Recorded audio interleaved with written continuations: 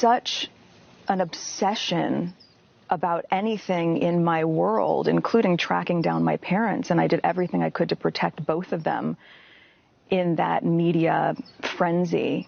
But for over a year, the UK tabloids were trying to find my dad, offering people so much money to try to find his address. Once they did, I remember being told there was a huge headline like, "We found him," or "We've got him." You're talking about someone's father. And from that point, the tabloids, they moved into the apartment next door and across from him, descended on this small town, were just giving him gifts. The whole thing brings us to where we are today. Did it feel like betrayal when you found out your father was working with the tabloids?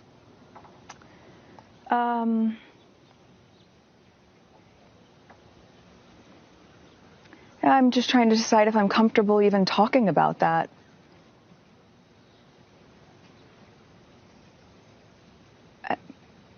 If we're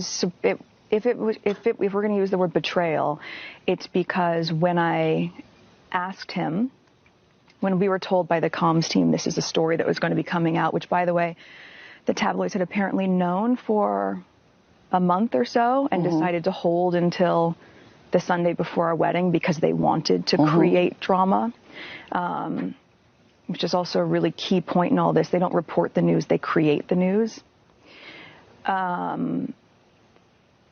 We called my dad and I asked him, and he said, "No, absolutely not." And I said, "You know, the institution has never intervened for anything for us, but they can try to go in and kill this story. But if they do this once, we're not going to be able to use that same leverage to protect our own kids one day." He said, "No, absolutely not." He hadn't been talking to them? Yeah. So he basically lied to you. Well, and so when I said we won't be able to protect our own kids one day, and I said, "So I just need you to tell me, and if you tell me the truth, we can help."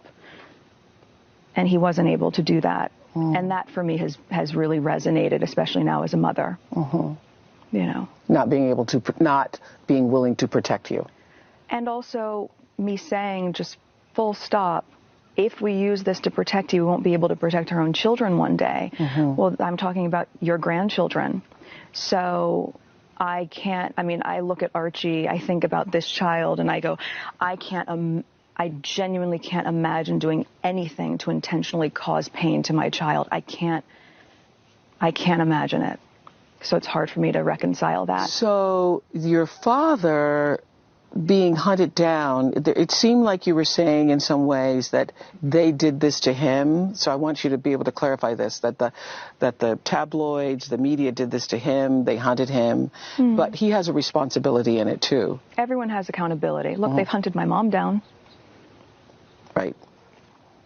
And she didn't speak to the tabloids. You've never heard her say a word. She's remained in silent dignity for 4 years, watching me go through this. And Samantha Markle, your half-sister on your father's side, has written a supposedly tell-all book about you. What is your relationship with her? I think it'd be very hard to tell all when you don't know me. And I mean, this is a very different situation than my dad, right? When you talk about betrayal comes from someone that you have a relationship with, right? I don't feel comfortable talking about people that I really don't know. But I grew up as an only child, which everyone who grew up around me knows. And I wished I had siblings. I would have loved to have had siblings. That's why I'm so excited to be pregnant, that Archie has someone. It was really interesting the last time I saw her must have been at least 18, 19 years ago. And before that, 10 years before that.